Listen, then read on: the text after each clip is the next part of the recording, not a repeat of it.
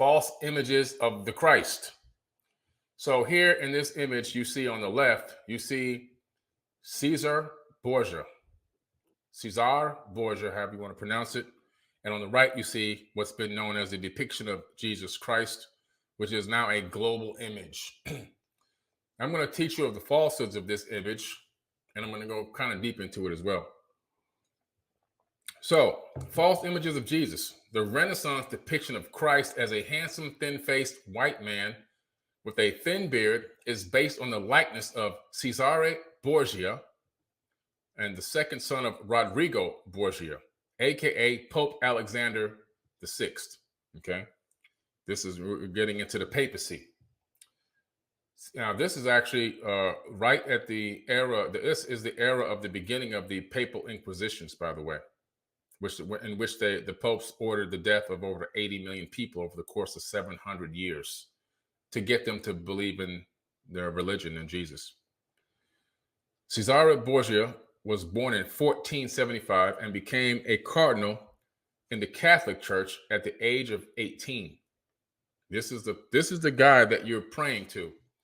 So when you are a Christian person and you believe in the biblical Jesus, and you're calling on the name of Jesus and believing in Jesus and everything else, and you're looking at that image of Jesus in your church and you're dropping onto your knees and crying and weeping all your tears, this is the guy that you're actually praying to and crying to, not the real person at all. Let me tell you how brutal this guy was, okay? Realizing there was no power in a cardinalship, he resigned.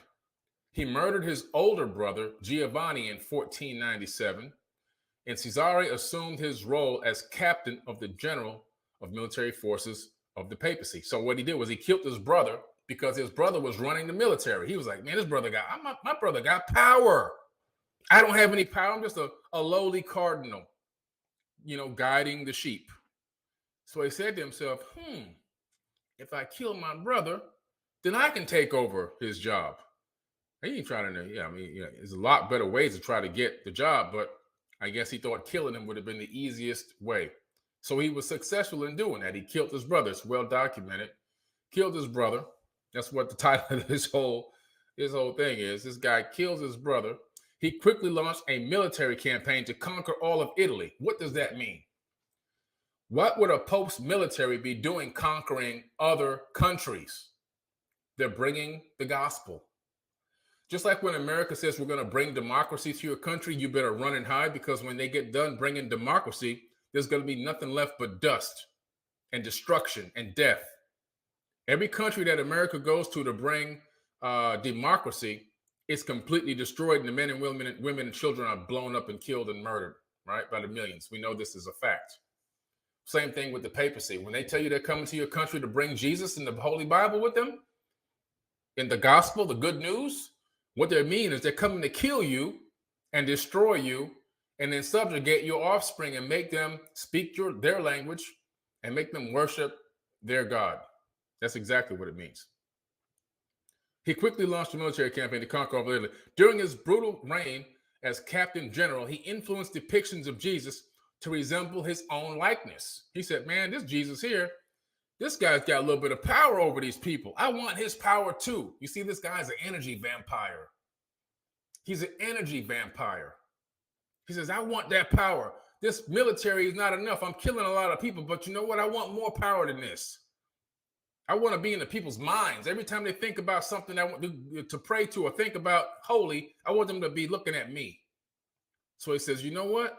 I'm going to get Leonardo da Vinci to create this for me. So he got Leonardo da Vinci to and assigned him to paint the Christ on a model of Cesare Borgia. And that imprint and that first one became the model for all Jesus Christ images moving forward in time. This is how you can time travel. This guy time traveled with one conscious thought by ordering Leonardo da Vinci to paint his image as the image of Christ and make it known that this from this day forward, I am the Christ. This is the Christ. What he did was he traveled in time into the future. He created a ripple in space-time that traveled into the future. And right now, Your mom and your dad and your grandparents and some of you listening right now are dropping to your knees praying to this evil dude. Don't even know it. The Borgia family is known for incest, intrigue, and murder. He had sex with his sister, Lucrezia. This is his sister, Lucrezia. You may notice her if you play video games. There's a video game, I forget the name of the, Creed, the movie, the video game called Creed, something Creed. You have Cesare Borgia and his sister, Lucrezia, in the video game kissing. So they've encoded it into the video games. So the Borgia family is known for incest, intrigue, and murder. And stories, I spelled that wrong, stories have been told of them since they themselves walked the hallways of the apostolic palace. In particular, vicious rumors and slanderous tales have stuck to the names of the two members of the infamous Borgia family, Cesare and Lucrezia, brother and sister of history's most notorious family. Okay?